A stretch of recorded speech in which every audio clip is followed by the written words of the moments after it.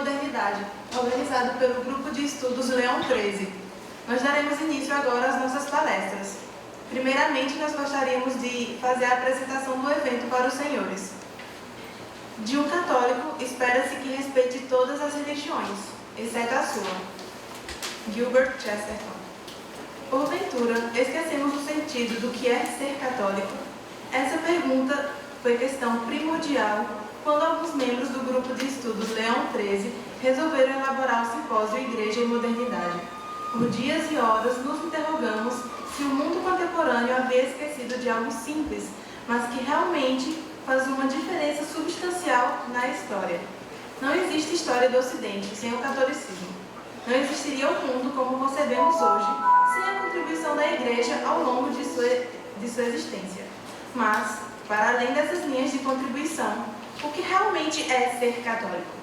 Na nossa opinião, percebemos que é, principalmente, preocupar-se com a salvação individual e no auxílio da salvação dos outros. Amar o próximo, eis aí a nossa máxima.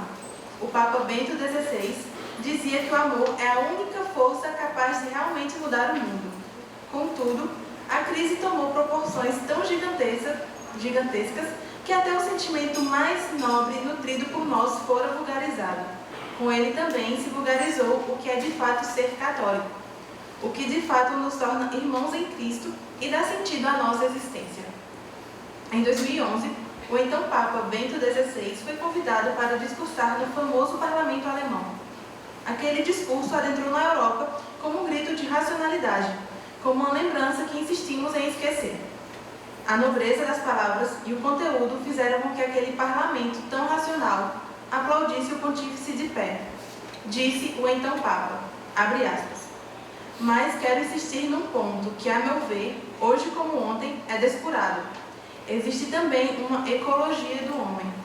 Também o homem possui uma natureza, que deve respeitar e não pode manipular como lhe apetece. O homem não é apenas uma liberdade que se cria por si própria. O homem não se cria a si mesmo. Ele é espírito e vontade, mas é também natureza. E a sua vontade é justa quando respeita a natureza e a escuta, e quando aceita a si mesmo por aquilo que é e que não se criou por si mesmo. Assim mesmo, e só assim, é que se realiza a verdadeira liberdade humana. Fecha aspas. Através dessa citação, podemos questionar: quem criou o homem? Na concepção dos católicos, tudo o que há no mundo foi criado por Deus. E, quando o Papa alerta que o homem não se cria sozinho, lembra-nos que pertencemos a Deus. Temos para com ele um vínculo eterno, uma marca que nunca se apaga. Somos filhos de Deus e precisamos dele sempre e todos os dias, pois, da maneira que estamos, padeceremos de novo e de novo, caminhando com respostas vagas e dispondo uma sociedade sem valores, pouco preocupada com qualquer coisa que não seja o seu ego. Vivemos a ditadura do materialismo, onde a máxima de todas as coisas é o dinheiro e somente através dele conseguiremos felicidade. Nessa onda de versões, o dinheiro parece ter ocupado o lugar de Deus. Deus não morreu. Mas será que lembramos disso? Será que de fato ele não morreu para nós? Ainda que a reflexão pareça simples, é ela que muitas vezes nos faz tropeçar, cair e deixar de perceber o mundo ao nosso redor. Amar não significa abandonar o que cremos, mas sim ter para com o próximo uma caridade sincera, dizendo-lhe que determinado caminho há de levá-lo para as sombras. Não é também uma caridade forjada, mas sim o gesto máximo daquilo que cremos. E, quando não amamos, de certa forma, matamos Deus dentro de nós, dando-lhe um recado triste de que não queremos sua bondade infinita. Enchemos o peito de uma vagueza estonteante e desregrada. Parece-nos difícil dizer o contrário, mas a nossa sociedade é indubitavelmente a sociedade do vazio, da solidão, do apego pelas coisas vãs. O mundo criado por Deus está aí e beneficia a todos, mas muitas vezes esquecemos. Aliás, quando é que lembramos disso? Parece algo repetitivo, mas quem dera tivéssemos dado ouvidos aos alertas constantes. A mensagem em Fátima, que completa 100 anos, fora emblemática. Nossa Senhora pedia apenas que fizéssemos o básico, que nos apegássemos à oração e tentássemos reparar toda a tristeza perpetuada no coração de Deus através das nossas ações. Nosso Senhor realmente deve ficar entristecido quando olha para a sua criação e enxerga guerras, ambições desnecessárias, vaidade, avareza, desprezo. Além do vazio, nossa sociedade é também a do desprezo, da ingratidão, da falta de zelo para com Deus. Quantas guerras mais nos serão necessárias? Acaso as duas grandes guerras do século XX não serviram? Não foram o suficiente para provar que chegamos a um estado de tamanha barbárie que agora arrumamos mecanismos capazes de acabar com o mundo inteiro num piscar de olhos? Onde está Deus? Deus permanece aí, permanece atento a nós, mas somos nós que fazemos questão de esquecer dele. Com tal reflexão, que pareceu sincera a todos os membros organizadores do simpósio Igreja em Modernidade, declaramos que o evento é uma tentativa de resgate da discussão de determinados valores culturais de outrora, por vezes esquecidos pelos católicos da atualidade. Não nos esqueçamos da cruz, não nos esqueçamos de Deus. Estas, sim, são as soluções mais sinceras e prudentes que qualquer católico pode tomar quando está numa provação. Lembremos sempre do doce alerta realizado na Sexta-feira da Paixão desse ano pelo Frei Raniero Cantalamessa, que disse, abre aspas, a cruz não está, portanto, contra o mundo, mas pelo mundo, para dar um sentido a todo o sofrimento que houve, que há e que haverá na história humana. Deus não enviou o Filho ao mundo para condenar o mundo, diz Jesus a Nicodemos, mas para que o mundo seja salvo por ele. A cruz é a proclamação viva de que a vitória final não é de quem triunfa sobre os outros, mas de quem triunfa sobre si mesmo. Não daqueles que causam sofrimento, mas daqueles que sofrem. Não, fecha aspas, não nos esqueçamos do desejo de nosso Senhor, que diz, ide por todo o mundo, pregai o Evangelho a toda criatura. Façamos memória constante do segundo mandamento principal deixado por Jesus Cristo. Ame o próximo como a si mesmo. Eis a missão de todo católico sincero. Seguir aquilo que fora deixado por Deus através de seu Filho, fazendo intensamente tudo o que ele nos ensinou, deixando evidente que algumas ideologias, na realidade, são um grande mal, que afastam a humanidade da verdade e colocam no seu lugar uma certeza de coisa alguma, travestida de retóricas belas, contudo, vazias e destrutivas.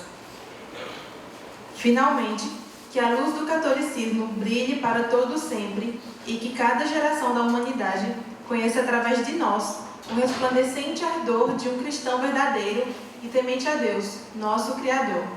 Autoria de Felipe Silvestre, coordenador-geral do Simpósio Igreja e Modernidade.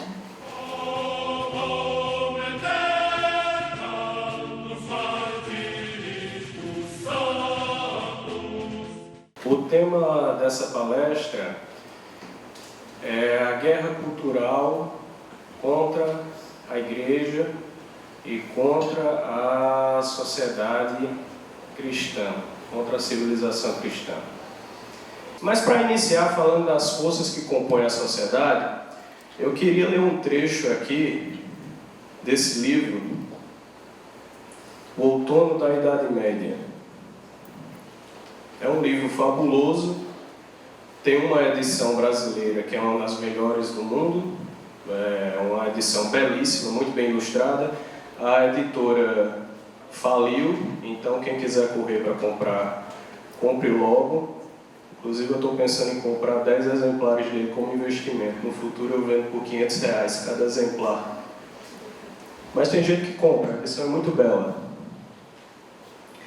Na introdução, logo no primeiro capítulo, o livro do Johann Huizinga, um historiador, ele inicia assim: quando o mundo era 5 séculos mais jovem, tudo que acontecia na vida era dotado de contornos bem mais nítidos que os de hoje. Entre a dor e a alegria, o infortúnio e a felicidade, a distância parecia maior do que para nós. tudo o que o homem vivia ainda possuía aquele teor imediato e absoluto que no mundo de hoje só se observa nos arroubos infantis de felicidade e de dor.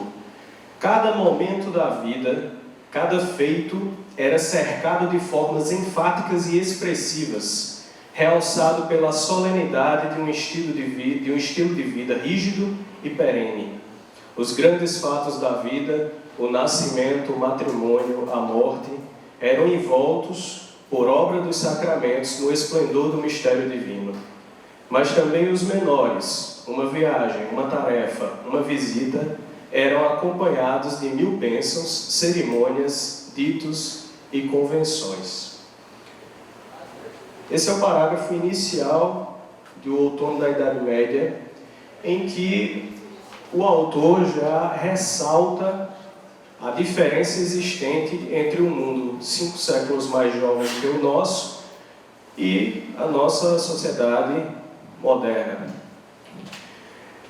Como vocês podem perceber, havia naquele mundo 5 séculos mais jovem uma coesão muito grande entre a noção do que era sociedade e do que era paraíso.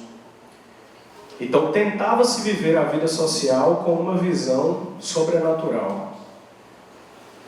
A ponto de que, como ele diz, os fatos maiores da vida, o matrimônio, o nascimento, ou os fatos menores, uma viagem, uma visita, todos eles eram envoltos no mistério divino, a partir de bênçãos, de orações, de sacramentos. Um medieval não fazia absolutamente nada sem uma bênção, sem receber um sacramento, sem se confessar,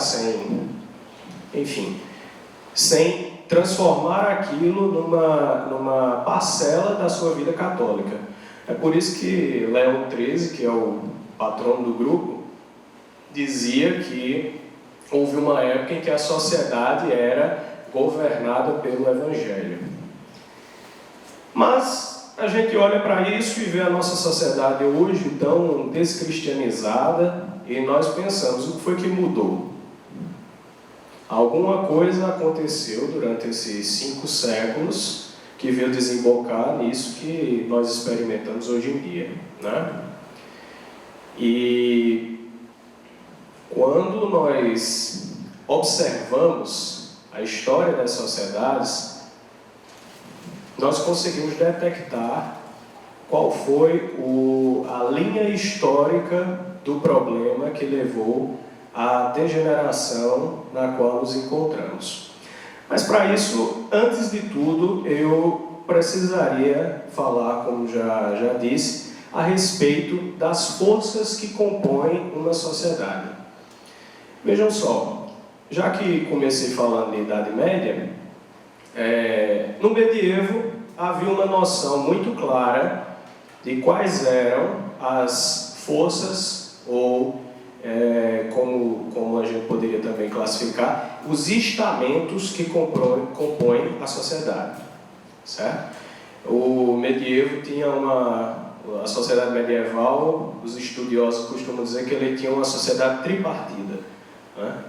Era o clero, a nobreza e o que se chama terceiro estado, certo? Só que na verdade não é bem assim.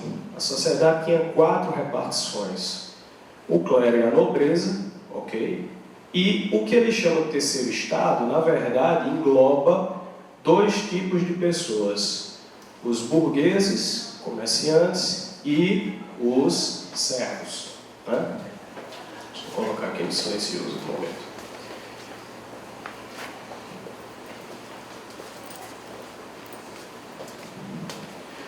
Os comerciantes e os servos. Então, na verdade, nós temos 4 estamentos. Na cosmogonia hindu, vamos falar aqui de outra religião que está lá do outro lado. No hinduísmo, eles tinham a mesma noção de 4 estamentos. Então, há uma coerência entre essas 2 visões, a medieval e a tradicional que os hindus possuem. Os mesmos 4 estamentos que eles chamam de castas, né? Você tem a casta Brahmani, que corresponderia ao clero, casta sacerdotal. Você tem a casta Kshatriya, que corresponde à nobreza, a casta guerreira. Você tem a casta Vaishya, que é a casta comerciante, que corresponderia aos burgueses. E você tem, por último, a casta Shudra, que é a casta dos servos. Então, essas 4 castas. Mas por quê? Quer dizer que os hindus estão aí com uma noção semelhante aos cristãos? Não. É porque a divisão da sociedade nessas 4 castas é simplesmente um dado da realidade. Em toda a sociedade existem essas 4 castas, esses 4 estamentos, essas 4 forças que movem a sociedade. Então, os hindus perceberam isso há milênios e os medievais também perceberam isso. Naturalmente, uma sociedade saudável, existem essas 4 castas, certo? Cada uma delas desempenha o seu papel, cada uma delas é digna, desde que desempenhe o seu papel, mas cada uma delas também tem um objetivo mais superior que a outra. Por exemplo, um membro da casta dos servos, do estamento dos servos, a casta Shudra, ele é a pessoa que só se preocupa com o seu cotidiano. Ele se preocupa com objetivos a curto prazo, com comer, ter comida, bebida e um teto para morar. Essa é a preocupação de um Shudra, de uma casta dos servos, de um membro da casta dos servos. Já o Vaishya, a casta comerciante, né, ele tem uma preocupação que vai um pouco mais além do que o Shudra, do que o servo. O comerciante, ele se preocupa com algum objetivo de longo prazo, que é aumentar o seu patrimônio. Se preocupa com dinheiro. Mas veja que, apesar do objetivo dele ser de mais longo prazo do que um servo, ainda é um objetivo meramente material. Certo? Já um membro da casta Kshatriya, um guerreiro, um membro da nobreza, ele se preocupa com um objetivo que é imaterial. É de longo prazo, mas é imaterial, que é o quê? A glória. Ele quer ser lembrado, quer ser rememorado pela glória que obteve, a vitória que obteve. Por fim, um membro da casta Brahmani, na casta do clero, ele tem um objetivo de ainda mais longo prazo, porque o objetivo dele é a eternidade. Ele quer conhecer a verdade plenamente e não apenas obter uma glória terrena, mas também a glória eterna. Então percebam que cada uma dessas castas tem o seu objetivo, tem a sua hierarquia de valores, e numa sociedade ordenada você tem cada uma delas seguindo a outra. No topo estaria a casta Brahmani, a casta do clero, que aí envolve tanto o clero como nós o conhecemos, os sacerdotes, mas também as pessoas que se dedicam ao conhecimento da verdade, os filósofos. Isso estaria no topo, certo? Então essa é a divisão social, essa é a forma como a sociedade ordena as suas forças, e numa sociedade saudável, essas forças vivem em harmonia. Essas forças, não há uma luta de classes, como pregava Marx. Há uma harmonia em que cada força, cada estamento desempenha a sua função em vista de um bem comum social. Então, por exemplo, o comerciante, ele vai ter o seu patrimônio, gerar o seu dinheiro, né? Acrescer o seu patrimônio, mas, ao mesmo tempo, ele vai estar beneficiando as outras 3 castas. Por quê? Porque ele dá emprego e trabalho para o servo, o Shudra, né? Ele fornece dinheiro para financiar as armas que protegem a ele próprio, que seria a casta dos guerreiros, e ele também é mecenas das iniciativas culturais e das obras da igreja. Então ele também auxilia o clero, certo? Se você for puxar para o clero, a mesma coisa. Ele vai fornecer sustento espiritual e a visão correta da realidade para todas as castas inferiores. E por aí vai. Cada uma das castas você vai ver que desempenha uma função para outras três. Então há uma harmonia entre os três estamentos da sociedade, os 4 estamentos da sociedade, certo? Mas uma coisa que você pode verificar ao longo da história é que esses 4 estamentos foram tomando o poder de forma cíclica em determinados momentos da história.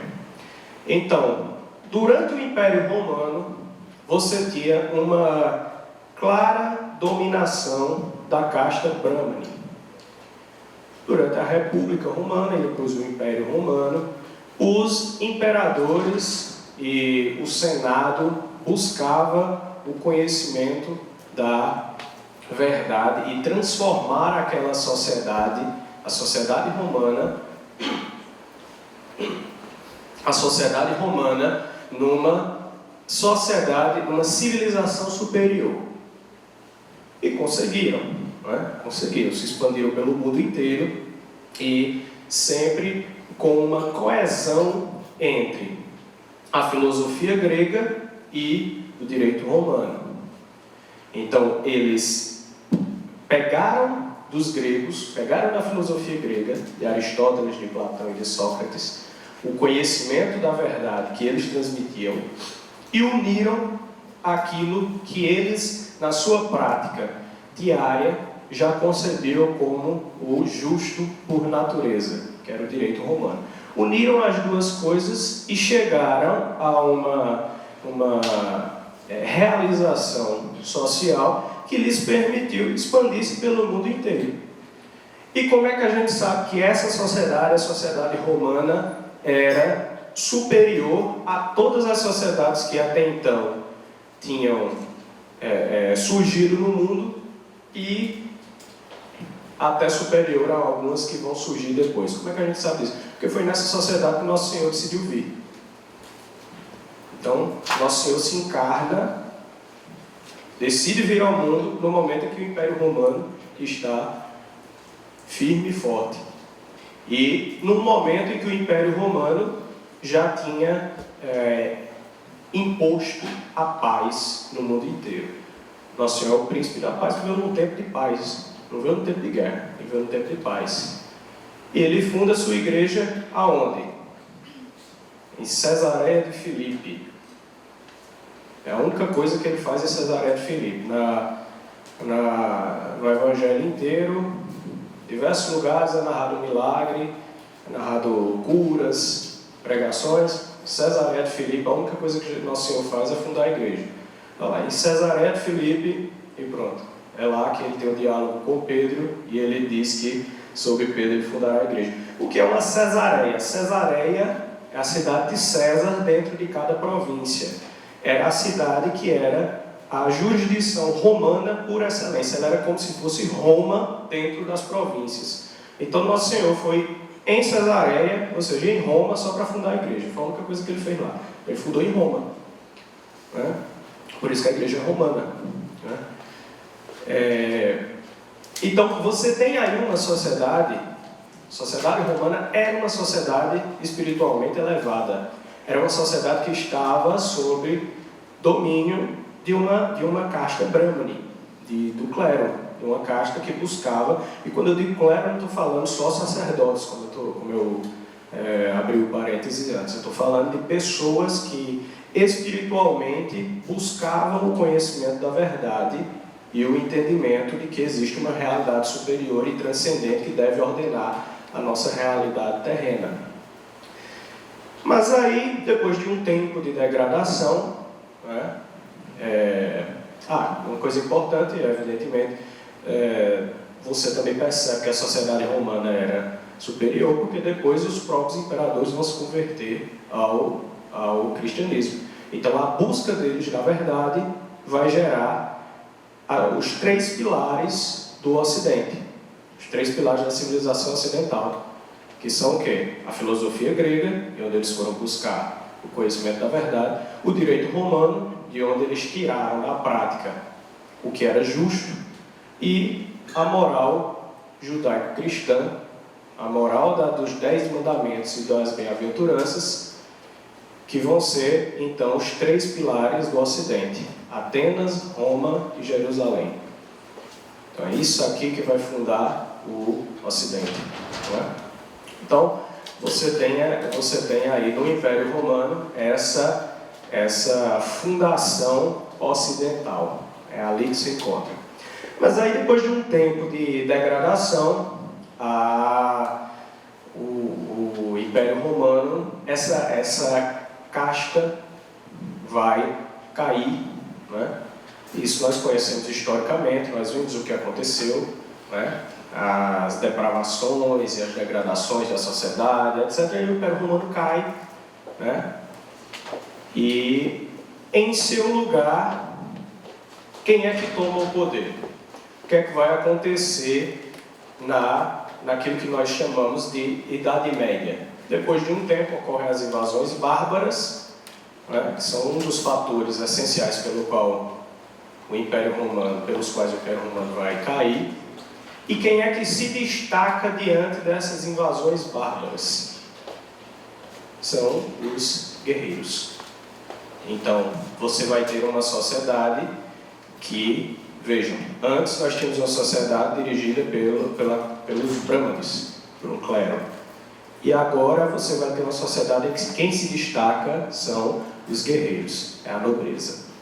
Então a nobreza é que vai tomar a frente, porque já não existe mais um clero que dirige a sociedade, uma casta brahmana que dirige a sociedade, é a nobreza que vai tomar a frente para defender a sociedade ordenada. E aí nós vamos ter 1000 anos em que o papel da nobreza vai ser preponderante. 1000 anos de Idade Média, essa época que nós estamos falando, em que a nobreza vai se colocar lado a lado com a Igreja de Cristo. E ela vai ter a sua preponderância, mantendo a ordem social durante esse tempo. Mas aí, novamente, ocorre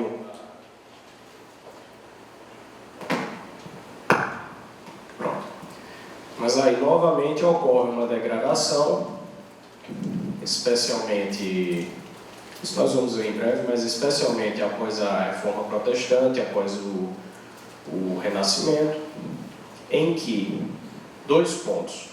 Primeiro, Lutero, ao realizar a Reforma Protestante, ele muda a posição das castas. Ele muda a ordem estamental da sociedade.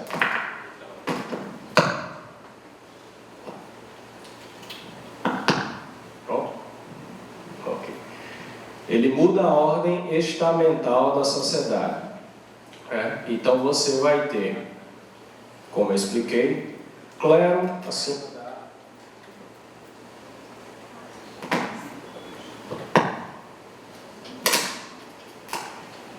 Agora sim.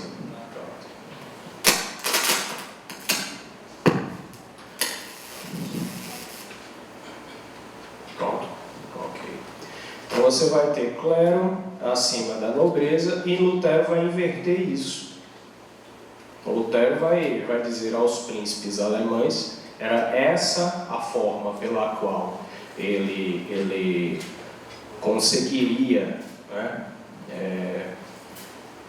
obter sucesso no seu projeto de provocar uma divisão da igreja.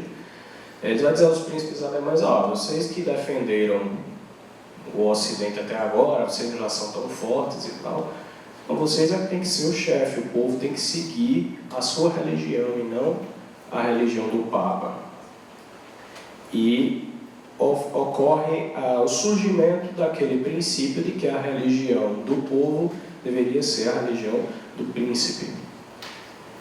E com base nessa oposição entre a casta dos guerreiros e o clero, se faz um grande cisma dentro do próprio Ocidente, que é o cisma da Reforma Protestante.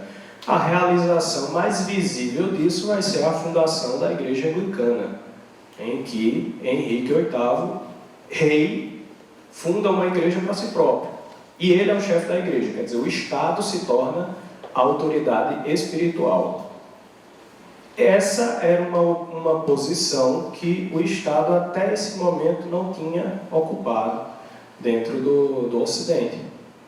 O Estado em si mesmo se torna uma autoridade espiritual. Isso é uma regressão de milênio dentro do Ocidente. Não é? E isso leva a nesse momento aí da Reforma Protestante, ocorrem o que nós chamamos de guerras de religião, não é? E Thomas Hobbes vai propor o quê? Não, está tendo guerra de religião, o Estado não pode se envolver nisso. O papel do Estado deve ser pacificador. Ele tem que pacificar isso aí. Mas para ele ser pacificador, o que é que o Estado deve ser? Neutro diante de todas as religiões. Então ele deve ser laico. Não deve ter religião nenhuma. Porque ele é superior à religião. E aí ocorre uma transmutação do conceito de religião. A religião não passa a ser mais algo que tenha direito a uma vida pública. A religião é algo privado. Cada pessoa tem a sua e o Estado, que é público, não tem nenhuma. Né? E vejam que por causa da Reforma Protestante, da Revolução Protestante, ocorre essa inversão completa. E aí, dessa degradação, em que você vai ter um Estado querendo ser a autoridade espiritual, né? E os príncipes, né, se voltando contra a igreja, nisso aí vai se criar o caminho para a próxima revolução, que é a francesa, a Revolução Liberal, em que aí todo mundo diz, não, ninguém quer conversa mais com o príncipe, nem quer conversa com a igreja. Vocês estão com confusão demais, então vamos matar os dois. E aí mata os dois, corta a cabeça dos dois, e como diziam lá os revolucionários, né? Oi? Não ouvi. Eu não estou entendendo nada, você está falando, mas tudo bem. Não, é como dizem lá os revolucionários, né? Vão matar ou enforcar o último príncipe nas tripas do último padre. Então, vejam que claramente há um ódio contra as duas castas anteriores, contra o clero e contra a nobreza, né? Contra o clero e contra os guerreiros. Esta revolução vai instaurar o quê? Vai instaurar o poder da terceira casta, da casta baixa, a casta dos comerciantes. É o momento da sociedade ocidental em que o domínio vai ser o domínio do dinheiro. Então você vê isso claramente desde a Revolução Francesa. É aí que começa toda essa discussão sobre liberalismo, Estado menor, liberdade de mercado e etc, etc. É o domínio do dinheiro. Né? Hoje você vê esse pessoal aí liberal, libertário, discutindo tanto a respeito disso, né? Tem que ter liberdade de mercado, tem que ter isso, tem que ter aquilo. Mas isso é só uma involução a um passo anterior. Né? É uma involução, é você está num momento pior do que o anterior, aí você volta para o anterior, para ficar menos ruim. Mas o problema real não é esse. O problema real não é liberdade de mercado, não é nada do tipo. O problema real é você descobrir os valores corretos que vão formar uma sociedade superior à frente e não voltar para um estágio menos ruim atrás.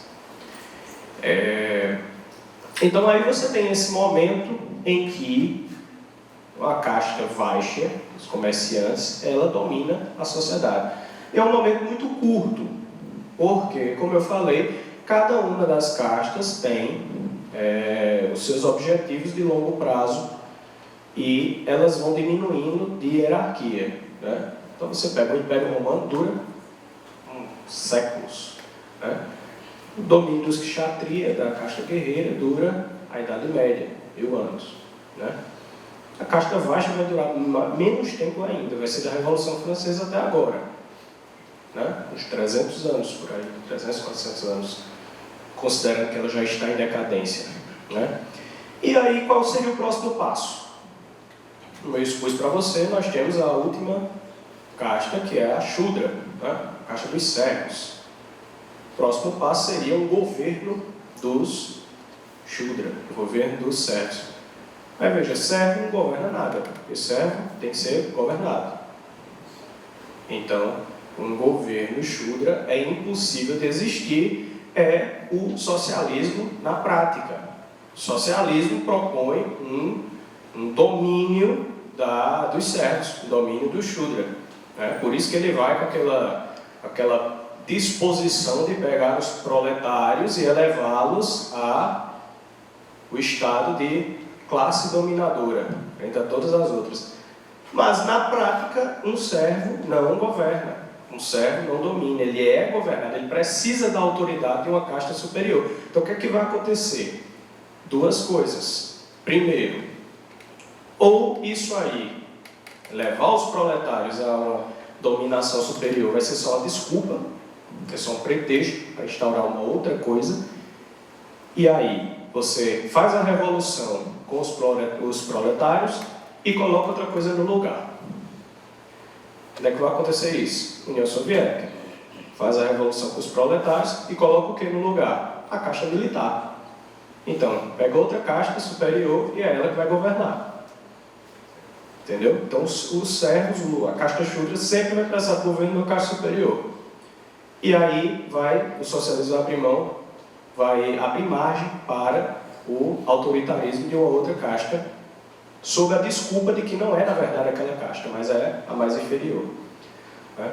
Ou você vai criar uma situação de degradação moral e de desgoverno e de caos tão grande que uma outra casta, você fez o ciclo, Brahmani, né? Kshatriya, Vaishya e Shudra. Qual seria a próxima? Brahmani de novo. Né? Então, você vai chegar nesse ponto, uma situação de degradação total, de desgoverno, porque ninguém se governa a si próprio, que tem que surgir uma outra casta Brahmani que enxergue a realidade das coisas para botar ordem no lugar. Para dizer para o pessoal, peraí, não é assim, a realidade é essa, a verdade é essa, a religião é essa e etc. E vocês se ajeitem aí, porque tem que colocar a coisa no lugar. Teria que acontecer um renascimento cultural.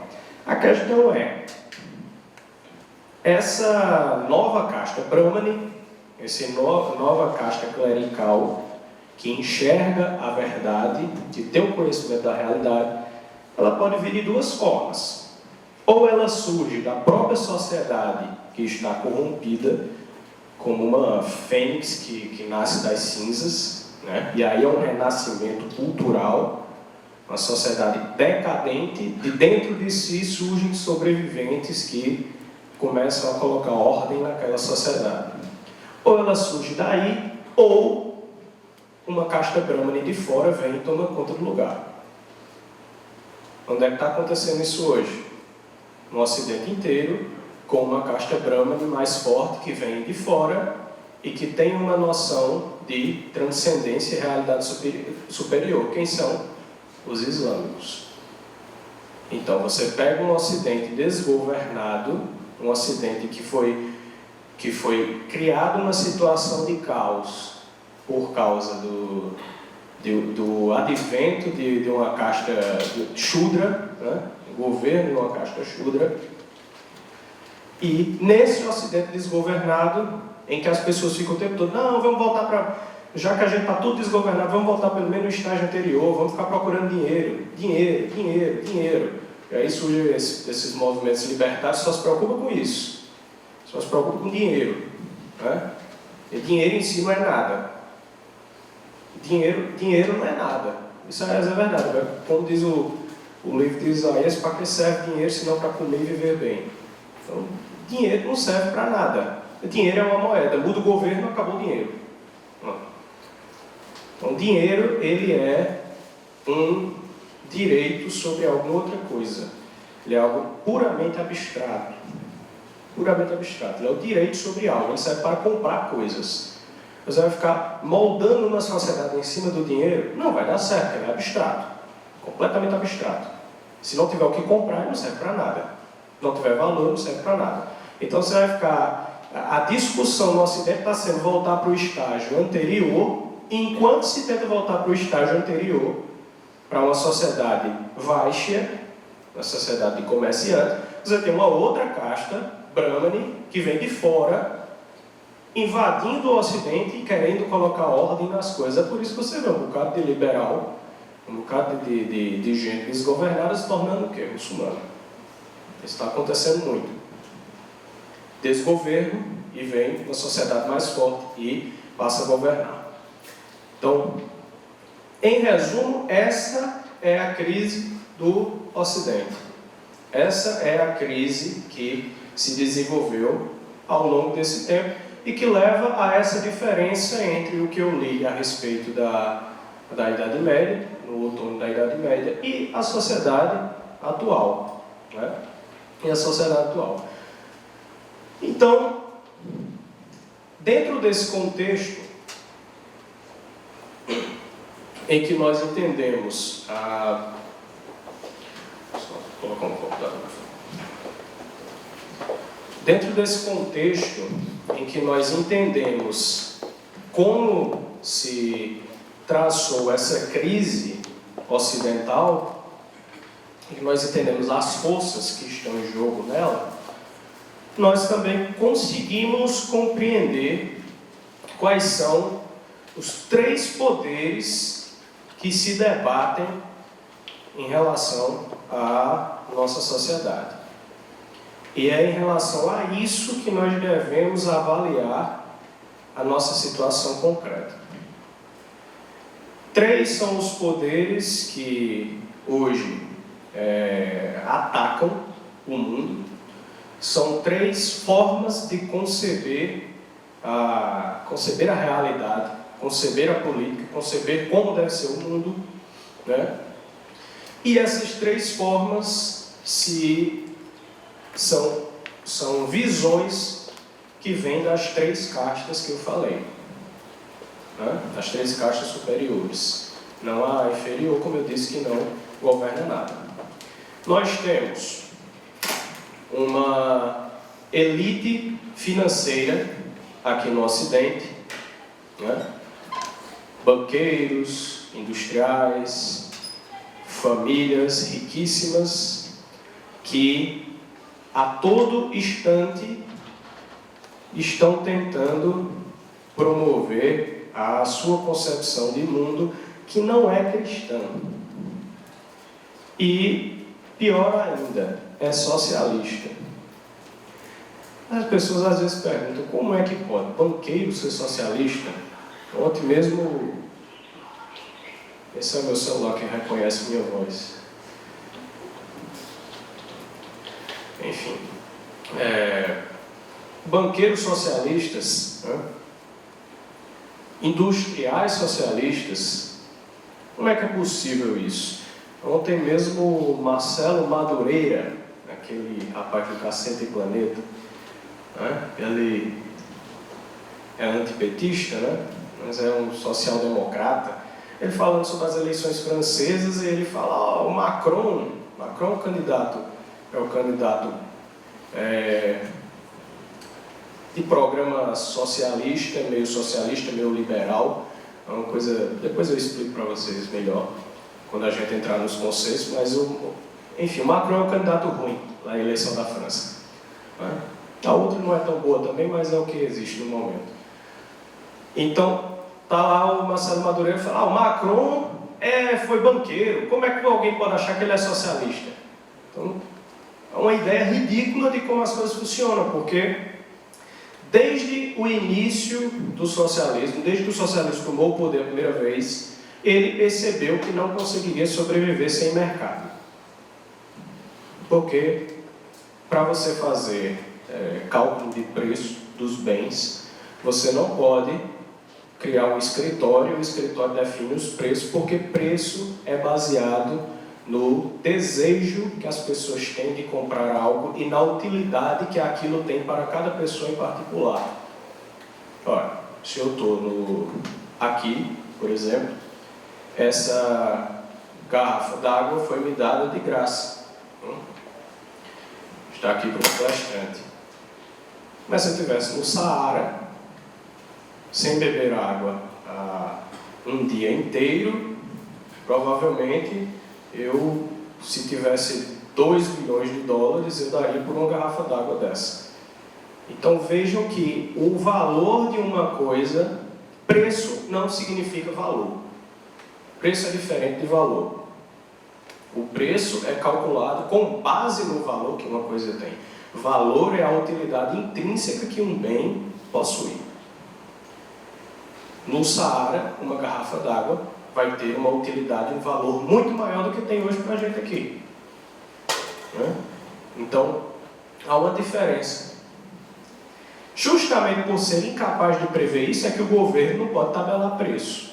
E os socialistas perceberam isso desde o começo. Por que eles perceberam isso? Porque teve um economista liberal, austríaco, que refutou a tese deles, Ludwig von Mises, refutou a tese deles e mostrou que aquilo ali não tinha sentido. Não tinha sentido. Eles nunca souberam responder, então disseram, não, então vamos ficar calado, a gente não fala nada, mas adota o que esse cara está dizendo aí. Então eles perceberam desde o começo que lá na União Soviética eles tinham que deixar um mercado negro, um mercado oculto, subliminar.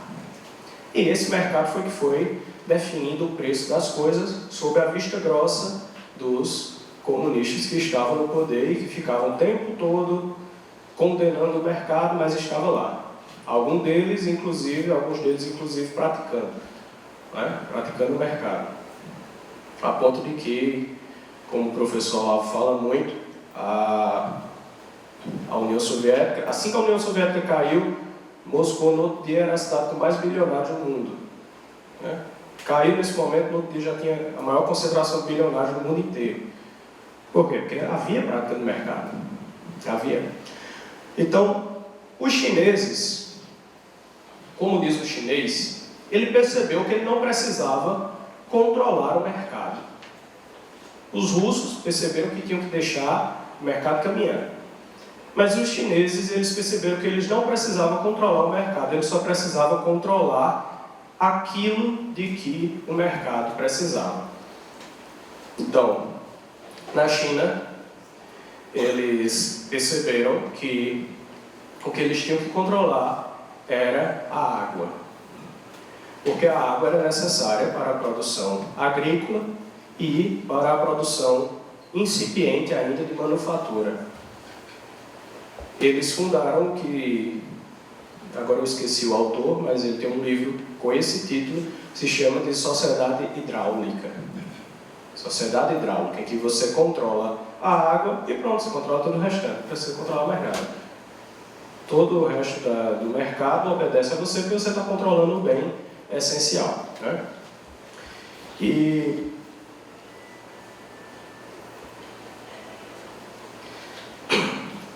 Então, se você tem essa possibilidade, essa necessidade de mercado, mesmo no regime socialista, e se você pode fazer o controle dele por meio do controle de apenas um bem, e não de todos, você deixa o mercado livre, mas controla um bem, então o socialismo pode coexistir muito bem com o capitalismo. E essa é a questão que, a título de propaganda, os comunistas fingem que não entendem.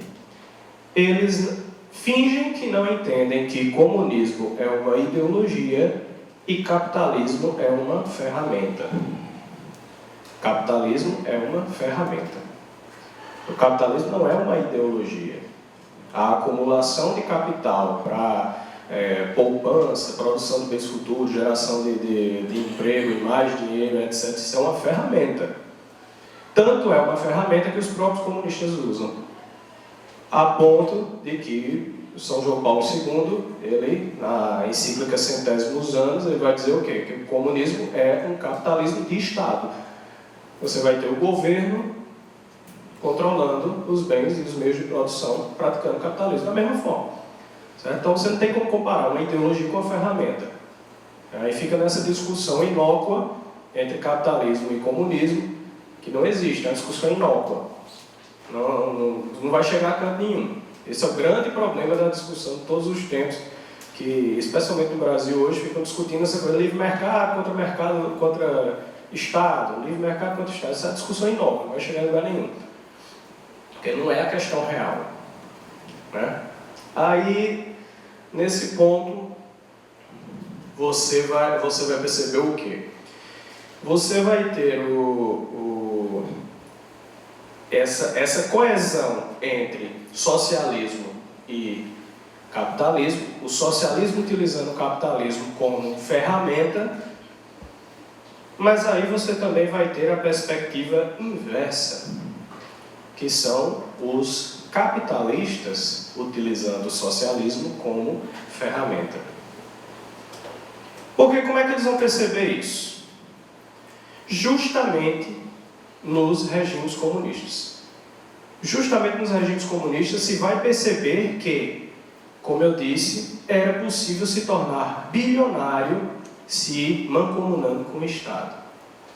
Ou, para usar uma palavra que a gente gosta de usar muito, se amancebando com o Estado. Então, os capitalistas se amancebavam com o Estado, né? E aí o que é que eles obtinham? Reserva de mercado. O Estado podia proibir os seus concorrentes e só quem pagasse a sua propina para os governantes é que conseguia se desenvolver dentro daquele mercado. Isso lembra alguma coisa? Brasil. Não? Brasil. É exatamente o que ocorre, o que vinha ocorrendo no Brasil. E aí nós vamos entender por quê. Esse pessoal que consegue enricar utilizando o governo e se torna um pessoal tão rico, que não quer que outras pessoas enriquem, o professor Olavo de Carvalho vai chamá-los de metacapitalistas. São pessoas que já superaram o capitalismo. Elas já usaram tanto do capitalismo para enricar, que agora elas querem acabar com o capitalismo, para não perder mais o dinheiro delas. Como é que elas vão fazer isso? Pelo governo. Utilizando o governo. Para destruir a concorrência, destruir qualquer ameaça ao seu poderio econômico. Qual é a melhor maneira de você manter a sua riqueza? É você impor o socialismo a todos os outros e ficar livre você mesmo dele. Essa é a melhor forma possível. Não vê o Lula? A melhor forma possível é impor a pobreza para todos e a riqueza para mim. Então essa é a melhor forma de você manter o seu patrimônio intacto. Né? Então esse pessoal metacapitalista, aí, para horror do Marcelo Madureira, o maior objetivo dos metacapitalistas é instaurar o socialismo. O maior objetivo deles. Porque com o socialismo, ninguém enrica e eles que já são ricos podem ficar pagando propina para o governo e mantêm a sua riqueza sempre intacta e crescente, ao infinito e além. Então, esse é o objetivo dos caras. Então, a elite financeira ocidental, ela vai ter essa disposição de, por meio do seu poderio econômico e por meio de uma coesão com os agentes estatais, fomentar a esquerda, financiar o advento do socialismo nos lugares em que ela domina.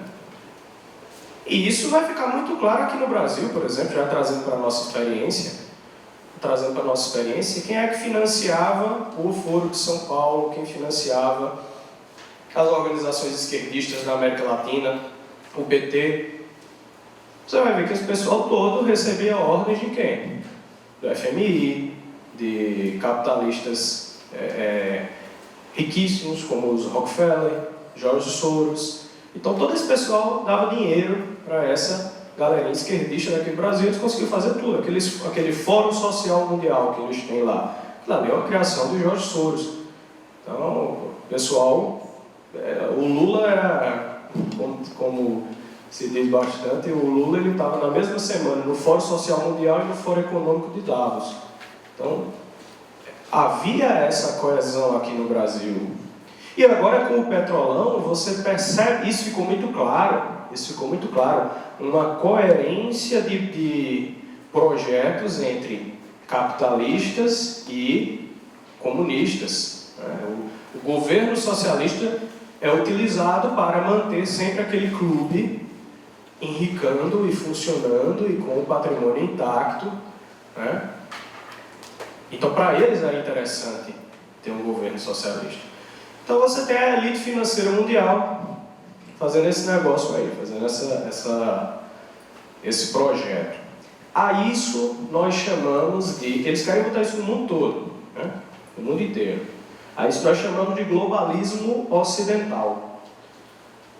É uma perspectiva global de dominação mundial em que você coloca o socialismo no mundo inteiro para poder ter um controle de uma elite financeira que é desse tamanho. Certo? Então, essa é uma perspectiva globalista ocidental. Essa perspectiva se refere a qual casta? A dos comerciantes, a Vaishya, né? E aí nós temos o outro desejo, que vem do outro lado, né? Que se chama o globalismo russo-chinês. O globalismo russo-chinês é diferente. Eles não estão atrás de dinheiro. O que eles estão atrás, o que eles querem, né, o que o nosso amigo Vladimir Putin quer é instaurar o Império Russo, o Império Nacional Russo. Porque entende-se que a mãe Rússia é justamente um ente superior, e por ser um ente superior, ela tem condições de ensinar o resto do mundo qual é a sociedade superior. Mas eles não pretendem uma unificação global. O que eles pretendem é instaurar o mesmo projeto em outros países sob influência da Rússia. Tanto é que o nome do esquema, eles mesmos se definem, é russo-chinês. Eles não pretendem englobar a Rússia, mas englobar a China, mas colocar a China sob sua influência, ainda que a China permaneça lá um Estado nacional próprio, né? Essa casta, esse globalismo, é o globalismo da casta militar. Então você já tem aí duas castas, né? Duas castas que são a comerciante e a militar, cada uma querendo um projeto de mundo diferente. Uma, a comerciante, quer colocar o mundo inteiro embaixo de um governo global. Aí você vê a ONU, a União Europeia, são todos blocos que tentam destruir os estados nacionais, as nações, e diluí-los dentro de um caldeirão comum, em que você vai ter o quê? A desordem total, um governo Shudra, aí dentro desse governo Shudra, dentro dessa desordem total, você tem o socialismo, e aí eles mantêm sempre o dinheiro deles, né? Do outro lado, você tem o esquema russo-chinês, querendo focos nacionais, querendo estados nacionais fortes, mas todos sob a influência e a direção da Rússia.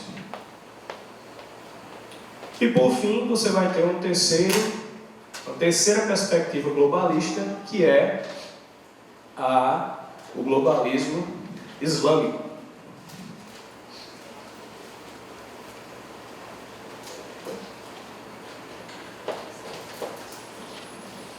Você vai ter o globalismo islâmico, que aí já é outra coisa.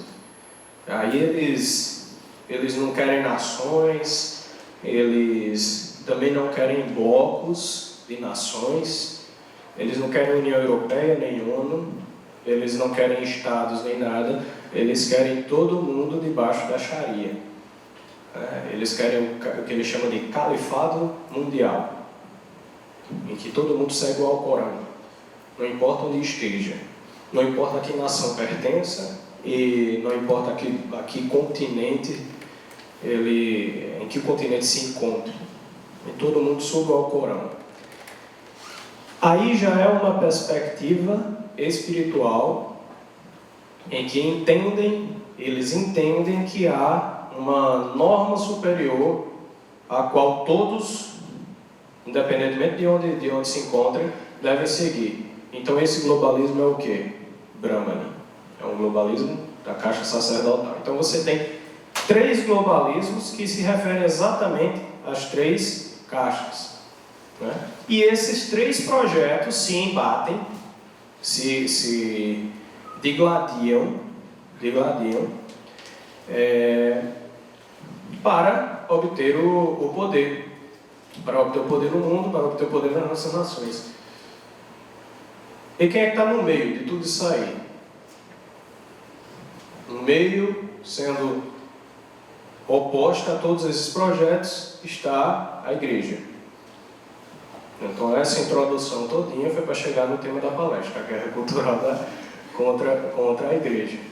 Então, no meio dos 3 projetos, no meio dessa guerra entre esquemas e concepções de mundo diametralmente opostos, está a igreja, cuja perspectiva não é terrena, mas celeste. Então, é por isso que, de início, já se consegue perceber que todas essas forças que se digladiam no mundo vão querer destruir a igreja. Todas. Então você vai ter uma elite financeira mundial que quer instaurar o socialismo no mundo. Como eu expliquei. Mas o socialismo é contrário à doutrina cristã. A doutrina cristã está imiscuída dentro do Ocidente. Então você tem que destruir a doutrina cristã para poder instaurar o socialismo. Então, a elite financeira globalista vai se opor à igreja.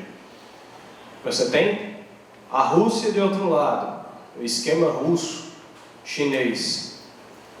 Só que a Rússia tem uma igreja nacional que é cismática, que é a igreja ortodoxa russa. Né? E é curioso que o próprio o guru do esquema russo-chinês, que é o Alexander Dugin, é o guru de Vladimir Putin, ele fala que essa noção de que a mãe Rússia deve dirigir o mundo vem justamente de uma noção que a Igreja Ortodoxa Russa tem de que ela é a nova Roma. Né? Ela é a terceira Roma. A terceira Roma da igreja. Moscou é a terceira Roma. A primeira Roma foi Roma mesmo, a segunda Roma foi Bizâncio, Constantinopla, e a terceira Roma seria Moscou. Como ela é a terceira Roma, ela é a nova Roma, para que as pessoas se salvem, tem que estar unidas a ela. Só que a Igreja Ortodoxa Russa fez uma opção por ser uma igreja nacional. Então a sua expansão e a união das pessoas à Igreja Ortodoxa Russa passa por você assumir uma nacionalidade ou estar imerso dentro da nacionalidade russa. Logo, como é que você vai fazer para salvar o mundo inteiro? Como é que você vai fazer apostolado da Igreja Ortodoxa Russa? Só tem 2 formas. Ou eles se contentam com o seu espaço geográfico, que é enorme, e aí começa a pegar as pessoas, começa a ir nos países, sequestrar as pessoas e levar para dentro da Rússia, e aí transforma todo mundo em Rússia, e aí as pessoas se salvam, ou eles expandem a influência russa sobre todas as nações e transformam as outras nações em apêndices da nação russa. Então, você tem aí também um esquema, um globalismo, uma perspectiva de poder global, né, que tem um objetivo transcendental e que também se opõe à igreja.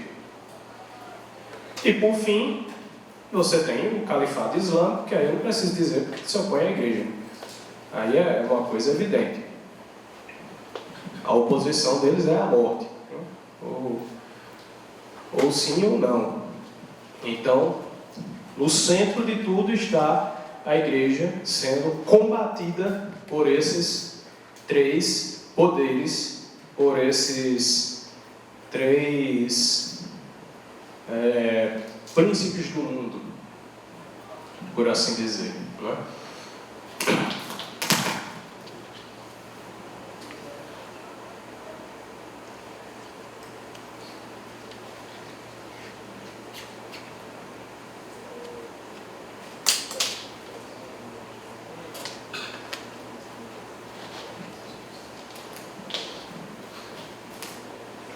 Então, os métodos de combate à igreja serão diversos. Você tem o método mais simples é utilizado pelos muçulmanos. Você vem e explode todo mundo. Então essa é a maneira mais simples de combater a igreja, a maneira mais rápida. Em alguns casos é a menos indolor também, porque você matou, pronto, explodiu, tá, todo mundo acabou e tal, né? Em outros casos é a mais dolorosa, como no caso de Nice, na França, no ano passado, que aquele caminhão atropelou todo mundo e ficaram as pessoas lá caídas no chão, agonizando por horas, e nesse caso aí foi bem doloroso. Mas esse é o método mais simples de combate à igreja. É a matança, né? É um método praticado pelo esquema globalista islâmico. O outro método é a infiltração para controle político. Esse foi o método utilizado pelo esquema russo-chinês, pela KGB. Então, a KGB botou agentes seus dentro dos seminários, dentro do sacerdócio, do episcopado, talvez até de espaços superiores na igreja. A KGB foi colocando, e esses agentes da KGB trataram de utilizar a igreja como força de ação política por dois motivos. Primeiro, porque aí você esvazia a igreja das suas preocupações reais, que são a salvação das almas e a administração dos sacramentos e a evangelização dos povos. Então você esvazia a igreja da sua preocupação real. E segundo, porque através de uma infiltração para controle político, você pode fazer propaganda do seu próprio interesse, do seu próprio governo. Então você utiliza a igreja como meio de propaganda e ainda esvazia ela do seu significado real. Quem foi que fez isso? Teologia da libertação. Então, esvazia a igreja do seu senso sobrenatural, faz a igreja se tornar uma sucursal do Partido Comunista, né? E hoje eles já estão fazendo se tornar uma ONG, né?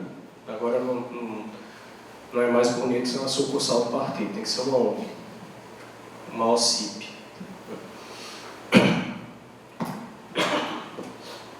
Então, a teologia da libertação faz isso. E quem criou a teologia da libertação foram agentes russos infiltrados. Isso hoje já está muito, muito bem comprovado.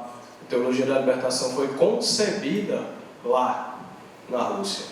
Foi concebida na União Soviética e exportada para o Ocidente, através dessa infiltração de agentes.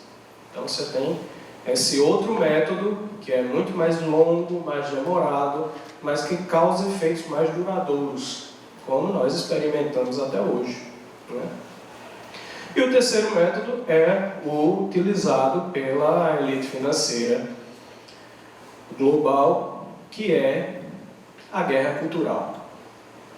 A guerra cultural, ela se destina a destruir no Ocidente o que haja de cristão. Por que eles fazem isso? Como eu disse, a elite financeira global tem um objetivo, que é a instauração do socialismo, porque o socialismo mantém o seu poder, mantém o seu patrimônio, né? E há muito tempo atrás, na primeira metade do século XX, década de 40, 30, 40, um pensador comunista chamado Georg Lukács, ele percebeu que o socialismo não conseguia ingressar no Ocidente, porque existiam 3 coisas que barravam o socialismo aqui no Ocidente. E essas 3 coisas eram justamente os princípios fundadores do Ocidente inteiro, que eram, como eu falei para vocês, aquilo que a gente herdou desde o Império Romano, a filosofia grega, o direito romano e a moral cristã. Então, você tinha 3 pilares do Ocidente, Jerusalém, Atenas e Roma, que barravam o avanço do socialismo aqui. As pessoas não conseguiam, enquanto você tivesse uma sociedade fundada nesses 3 pilares, as pessoas não conseguiam nem conceber o que era um socialismo. Tanto vocês depois façam a experiência, há uma experiência interessante em relação a isso. Observem depois, tentem ler as encíclicas dos papas do início do século XX a respeito do comunismo. E vocês vão ver que os papas do início do século XX, eles tratam a perspectiva socialista, a perspectiva do comunismo, realmente como uma coisa absurda, algo que nem se pode conceber. Eles rebatem aquilo ali filosoficamente, teologicamente, e você lê a encíclica inteira e você percebe que para eles era algo que nem se podia conceber. Mas depois de muito tempo de degradação, que aí nós vamos ver como se fez, depois de muito tempo de degradação, você vai para as encíclicas mais recentes que trataram do tema, como a Centésimos Anos de João Paulo II, e você vê que João Paulo II já tinha o costume de escrever encíclicas enormes, né? Vai tratar de um ponto da confissão. Aí ele escrevia 40 páginas sobre o conceito de confissão. Aí depois ele passava para que serve a confissão, mais 50, e aí ia, né? A Centésimos Anos é uma encíclica enorme, em que o comunismo, ela já foi escrita enquanto o comunismo estava vivo e penetrando no Ocidente, e ela é uma encíclica que ela já precisa delinear, destrinchar por que aquilo ali não é possível. Quer dizer, ela já precisa tratar o comunismo como uma realidade que existe, que já foi assumida pelas pessoas, e aí, partindo desse pressuposto, é que ela vai dizer por que aquilo que elas assumiram não pode estar correto. Então já não é mais uma perspectiva absurda, já é uma perspectiva que foi assumida pela sociedade. E ele precisa partir disso. Então, o que houve? Qual é a mudança que houve entre uma época e a outra? Qual foi a diferença? A diferença foi que nesse meio termo, como eu disse, uma série de pensadores socialistas começaram a imaginar por que o comunismo, que foi criado, foi concebido por 2 alemães, não consegue ser instaurado aqui na Europa, aqui no Ocidente. Foi ser instaurado lá do outro lado do mundo, lá na Rússia, lá na China. O que aqui ele não consegue ser instaurado? E aí, como eu falei, Georg Lukács e um outro pensador, um italiano, Antonio Gramsci, eles vão perceber que o problema é que a sociedade é cristã. Então, se você não destruir os pilares da sociedade cristã, você não consegue instaurar o comunismo no Ocidente.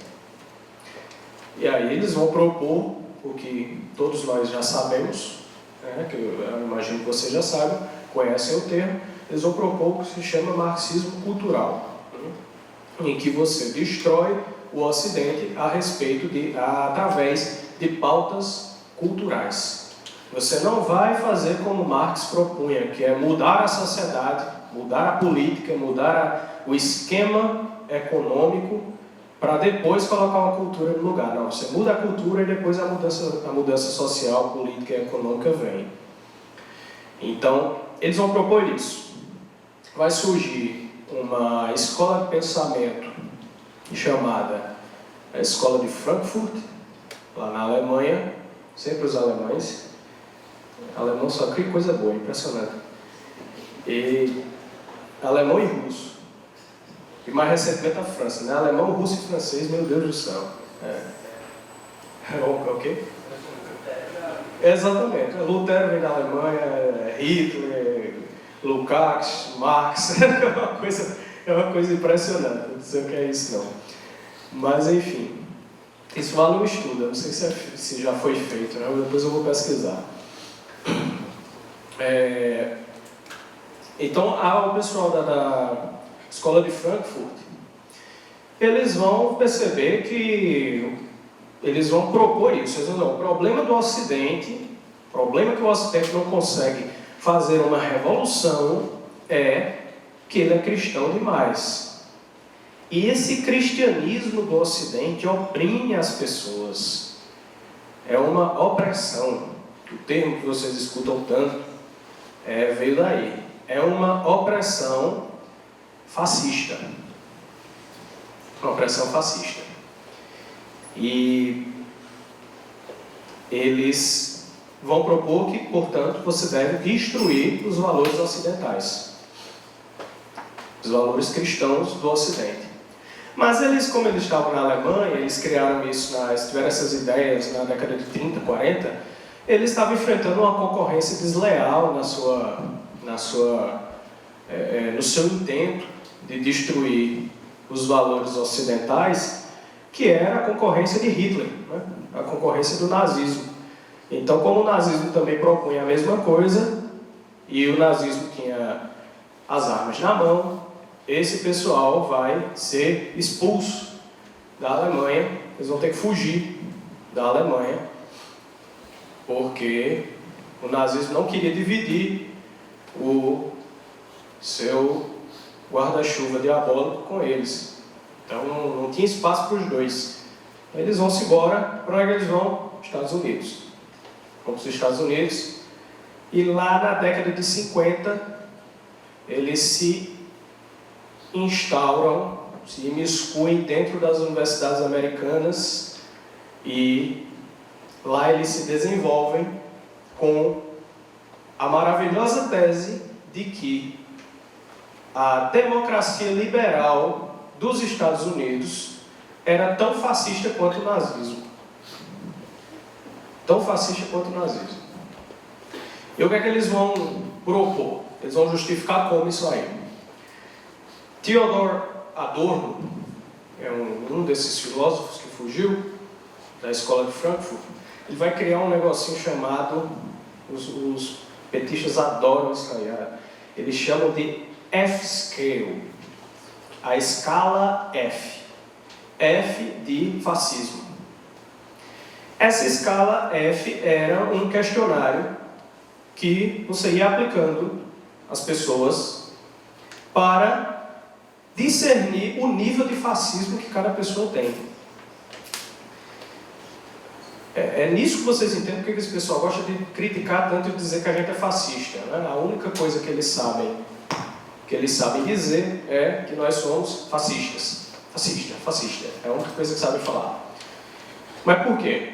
Porque o Theodor Adorno, ele criou essa F-Scale em que você tinha determinadas perguntas, determinados questionamentos que as pessoas iam respondendo e aquilo denunciava o nível de fascismo dela. Por exemplo, você acha que filho deve obedecer ao pai?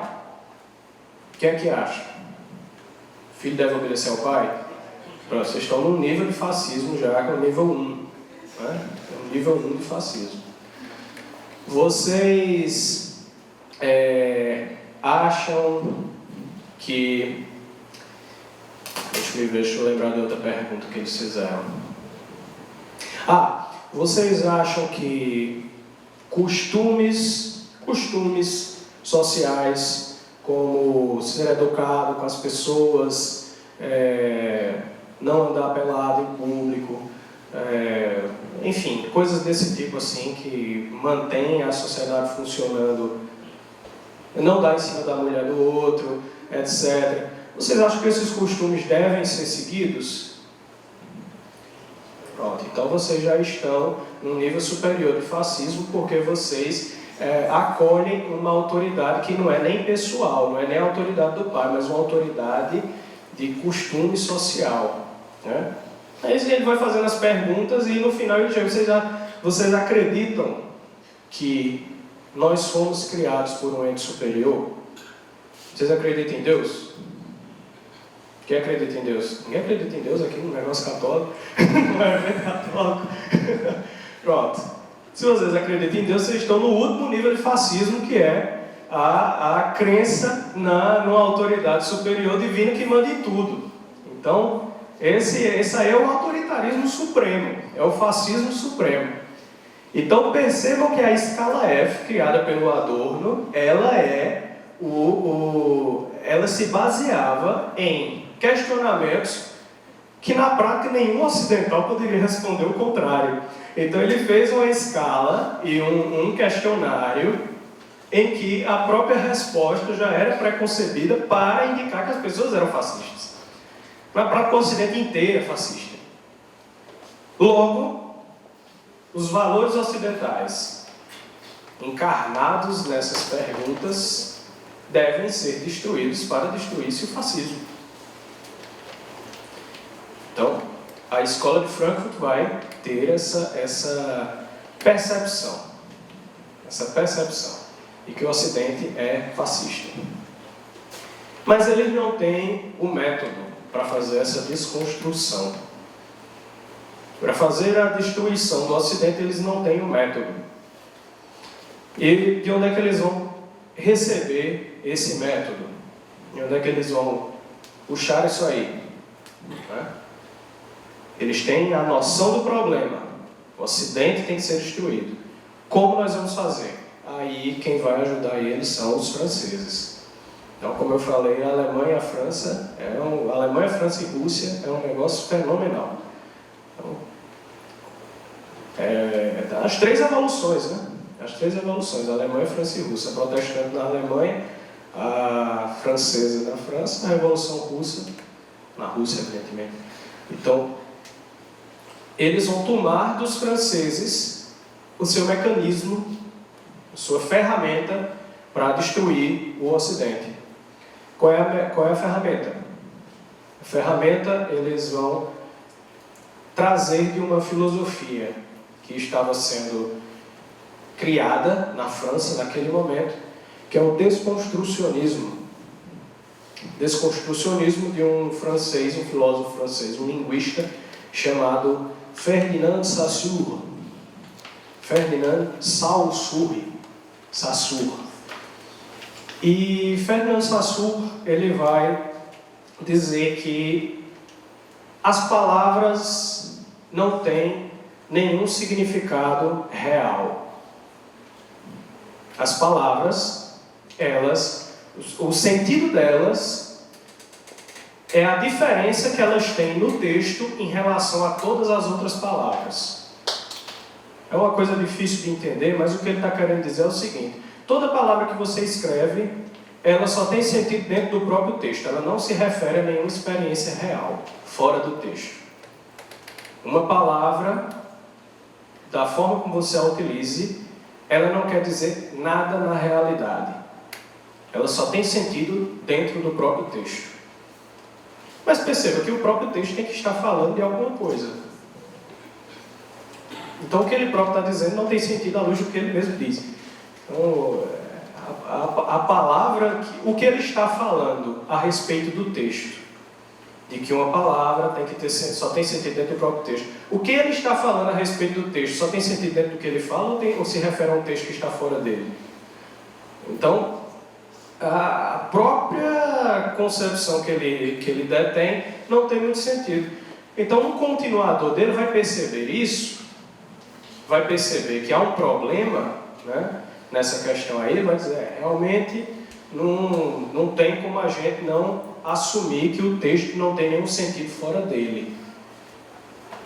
Mas, se o texto, ele vai partir do pressuposto, se a realidade não existe, se o texto só está falando do que ele mesmo, do sentido que ele mesmo diz, então, aquilo que ele se refere fora dele não é a uma realidade, mas a uma vontade do poder.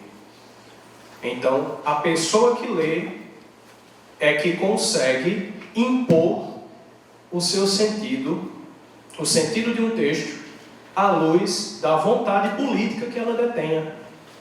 Então, o sentido das coisas vai ser definido não pela realidade que elas expressam, porque essa realidade não existe, mas pelo discurso político dominante. Então, basta você mudar o discurso político, basta você impor um discurso político, que você muda o sentido das coisas que são ditas, faladas ou escritas. Então, esse continuador dele, eu esqueci de dizer o nome do cidadão é Jacques Derrida, outro francês. E Jacques Derrida que vai instaurar essa noção de vontade de poder. Então vejam, com essa coesão entre as duas coisas, o propósito de destruir o Ocidente e uma escola desconstrucionista que propõe que nada tem sentido na realidade e tudo tem sentido apenas com o poder que é proposto, o poder que é imposto, você tem a ferramenta perfeita para destruir os valores ocidentais. Porque você vai dizer que o sentido dos valores cristãos do Ocidente, tal como nos ensina a Igreja, ele advém, isso aqui vocês já escutaram muito, eles advêm de uma sociedade capitalista, ou de uma sociedade opressora, ou de uma perspectiva em que a Igreja serve ao capital, aos grandes empresários, ou, enfim, a manutenção do seu próprio poder político, do poder político do Papa e etc. Então, todos os discursos vão ser pautados no sentido de que uma vontade política opressiva está transmitindo no sentido aqueles valores ocidentais que deve ser destruído. E esse sentido deve ser destruído porque ele é fascista. Logo, a Igreja é, para essas pessoas, o suprassumo do fascismo ocidental. E é por isso que você encontra livros, essa semana eu mesmo vi livros dos mais absurdos que tentam ligar os papas ao fascismo. Né? Você tem aquele famosíssimo Pio XII, o Papa de Hitler. Então tenta ligar o Papa a um regime autoritário que ele próprio combateu durante a vida toda. Né? Aí essa semana eu vi Pio XI e Mussolini, mostrando como cansaram já de falar de Pio XII e de Hitler, agora vamos falar de Pio XI e Mussolini. Daqui a pouco eles falam João Paulo II e a União Soviética, né? Vão tentar cavar alguma coisa lá. Na verdade, João Paulo II não foi, na verdade, um papa anticomunista, não. Ele trabalhava junto com a União Soviética, por isso que passou tanto tempo a União Soviética ainda de pé, e na hora que os soviéticos sacanearam ele disse, não, vou derrubar esse negócio, e foi derrubar. Não duvidem, essa história ainda vai surgir em algum momento. Mas há essa tendência dentro da mídia, né? da cultura, dos autores, dos escritores, dos cineastas, de ligar a Igreja ao fascismo. Ou de assumir que a Igreja passou séculos e séculos e séculos contando uma mentira às pessoas para controlá-las. falou que Jesus Nosso Senhor era celibatário. Não, na verdade não. Nosso Senhor se casou com Maria Madalena. Esse é o Santo Graal. O Santo Graal é o filho de Jesus com Maria Madalena. Então esse foi um segredo que foi escondido pela igreja ao longo de todos os séculos, e a igreja manda seus monges albinos assassinarem as pessoas que descobrem esse segredo, para que elas não a revelem adiante. Então há essa perspectiva também de falar, assumir que a igreja está mentindo para a sociedade inteira, há séculos.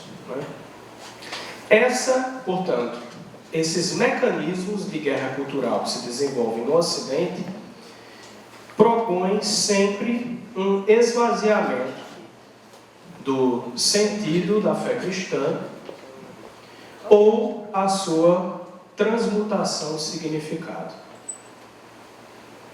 Ou o sentido é esvaziado, e aí a coisa para de existir na prática porque não tem mais sentido, ou o seu significado é transmutado para outro. Mas para tudo isso você precisa partir de um pressuposto, que é o de que as coisas não têm sentido na realidade. O sentido das coisas é apenas aquele que o discurso impõe. Então percebam que todas as grandes heresias que nós enfrentamos atualmente, toda a grande oposição que é feita à igreja, todas as propostas de leis contrárias à civilização cristã, contrárias aos valores ocidentais, contrárias à igreja, todas se baseiam em transmutação de significados, esvaziamento de significados. Bom, você, para defender o aborto, tem que propor que um feto não é um ser humano. Você tem que transmutar o significado para que ele se torne apenas um bolo de carne. E transmutar o significado de vida para transformá-lo em sinapses nervosas. Então você só está vivo se o seu cérebro está funcionando. Por exemplo, esse é o conceito de vida dos ministros do STF. Você só está vivo se o cérebro está funcionando. Por isso que eles aprovaram o aborto de anencéfalos, porque como não tem cérebro desenvolvido, então não é vida, não é ser humano. Tendem agora a aprovar o aborto em caso de Zika, porque Zika gera microcefalia, e microcefalia o cérebro não é desenvolvido, então não é ser humano. A coisa está ficando cada vez pior, Antes era a anencefalia. Agora, se uma mulher tiver uma doença que pode vir, nem está tão claro, pode vir a gerar microcefalia, aí já pode abortar.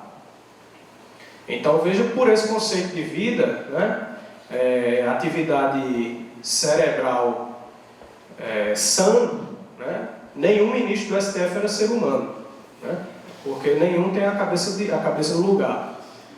Então a coisa é toda transmutada de significado para poder encaixar outros sentidos, que esses outros sentidos destruam os valores da sociedade cristã. Isso tudo, voltamos, servindo o embate daqueles três poderes que se degladiam no mundo. Aí você vai ver agora, esses dias eu tenho comentado bastante sobre a eleição francesa. A eleição francesa vai acontecer amanhã, e lá estão em embate justamente duas perspectivas. Um candidato, que é o Emmanuel Macron, ele defende uma adesão da França à União Europeia e uma abertura maior das fronteiras para que a França seja solidária. Isso significa mais muçulmano na França, é somente isso que ele quer dizer. Muçulmanos no Ocidente servem ao esquema globalista ocidental, porque onde você coloca muçulmano, ele destrói os valores cristãos. Como eu já falei, da maneira mais simples é matando. Então, ele destrói os valores cristãos, é muito bom para o globalismo ocidental encher isso aqui de muçulmano. Os esquemas, eles se auxiliam em determinados lugares. E lá na França você tem essa perspectiva. Você tem uma União Europeia que renegou todas as raízes cristãs do Ocidente e você tem a mesma União Europeia trazendo muçulmanos e mais muçulmanos para dentro da França e de outros países para mudar a sociedade, destruir a sociedade cristã.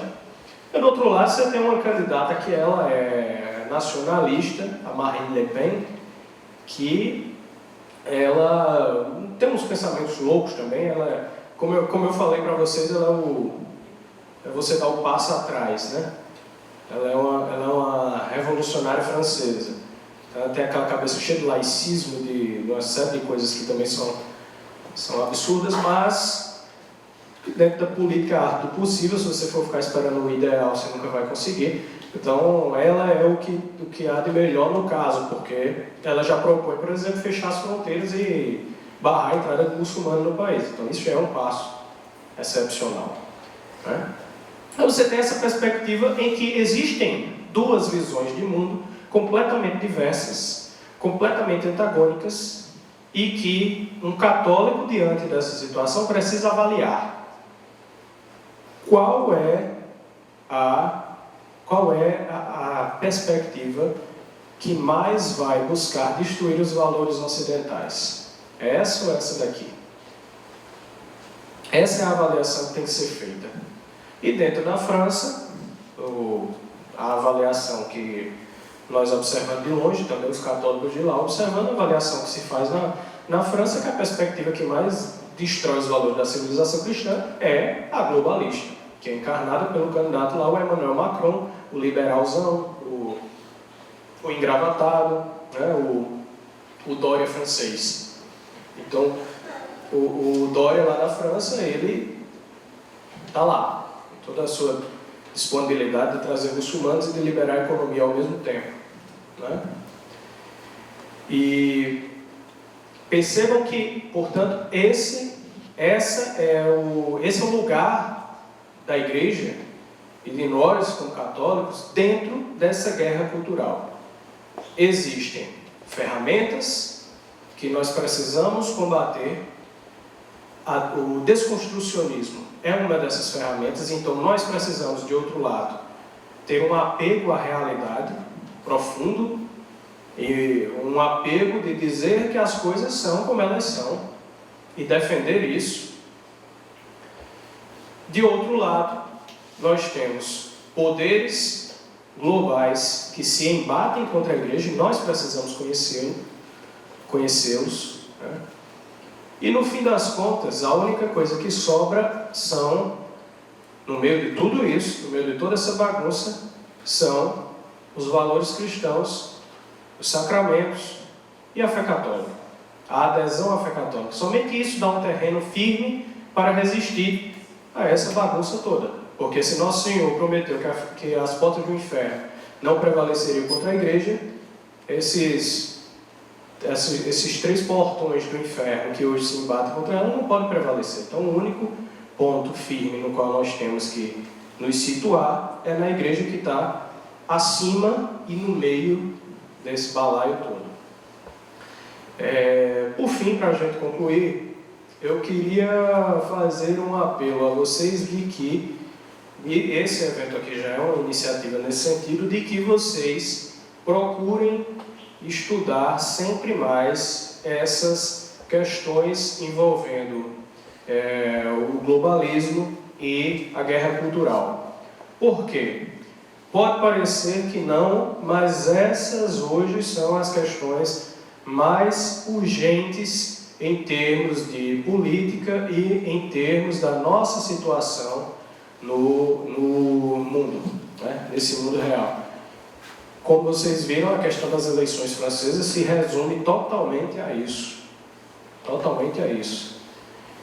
A manutenção dos valores cristãos e a restauração de uma sociedade cristã precisa conhecer os seus inimigos. E os nossos inimigos atualmente são esses. Então vocês busquem estudar a respeito desse tema, né? No Brasil, Olavo de Carvalho é quem mais fala a respeito disso. Então, busquem estudá-lo e estudar a respeito desses temas, porque eles são o norte que nós temos que... É no meio deles que nós temos que buscar o norte como católicos. Nós não podemos apoiar uma perspectiva que traga a destruição da sociedade cristã. No Brasil, por enquanto, a gente ainda está esquecido pelos muçulmanos, né? Por enquanto. Eles já estão atentando para cá. Já estão vendo essa nova lei da imigração. E isso aí, ano passado eu dei uma palestra em Campina Grande sobre o Brasil e o globalismo. E eu falei que isso aí ia acontecer, porque o governo Temer, ele é um governo a serviço do globalismo ocidental. Enfim, isso aí vocês vejam a palestra, senão eu vou ter que me estender por um parêntese muito longo. Mas ele foi colocado lá para isso. E assim que ele foi colocado, ele foi na ONU bater o credo dele, o credo globalista, para os seus patrões. Ele foi dizer lá que ia dar uma atenção especial no Brasil aos refugiados islâmicos. Então isso aí tudo já estava muito claro que ia acontecer. E nós vamos começar a ser invadidos por esse pessoal, vocês não tenham dúvidas. Né? Não tenham dúvidas. Isso para eles, para os muçulmanos, é uma questão religiosa, porque eles estão repetindo os passos de Maomé. Maomé, vocês sabem, a fundação do islamismo, o ano deles começa a contar a fuga de Maomé de Meca para Medina, que eles chamam da Hégira. Então, eles fugirem dos seus países, onde eles estão sofrendo, para ingressarem em outros países, onde eles serão acolhidos e ouvidos, é uma repetição dos passos de Maomé. Eles estão fazendo uma hégira. Então, isso é, para eles, a emigração é um propósito espiritual. E aqui no Ocidente está todo mundo dizendo, humanismo, solidariedade, etc. Não é nada disso. É uma invasão. É uma invasão. Não estranhe se daqui a 5 anos a gente começar a ter que conviver com burcas, com insultos a Nosso Senhor e etc., aqui em público no Brasil, e a gente ser criminalizado se não aceitar isso. É estranho porque isso é um passo que vai acontecer. Isso é um passo que vai acontecer, exceto se nós tivermos alguma mudança substancial no próximo ano, né? Se a Marine Le Pen de calças tiver alguma chance aqui no Brasil. Então, o Bolsonaro que eu estou falando, tá? Marine Le Pen de calças. Mas aí já é uma perspectiva meramente política e muito dificultosa também. Enfim, essas são outras dificuldades, aí é tema para outra palestra. Mas o caso é esse. A nossa situação é essa. A nossa firmeza moral e religiosa deve estar situada na igreja e ter plena consciência de que os poderes que estão em embate no momento contra nós aqui no meio são esses. Essa é a guerra cultural que esses 3 poderes travam contra a igreja, contra nós como membros dela. O recurso aos sacramentos e a firmeza cada vez maior na fé cristã, na fé católica, é o que nos vai preservar disso e que vai, como eu falei para vocês, desde a introdução de 1 hora da palestra, fazer ressurgir uma nova casta Brahmani de dentro de uma sociedade corrompida. Uma nova casta que tenha conhecimento da transcendência, conhecimento do que é o verbo encarnado. E aí essa casta, esse estamento pode combater essa casta que vem de fora. Essa casta invasiva, estrangeira, que são os muçulmanos. Essa é a única questão que nos importa. É isso. Obrigado.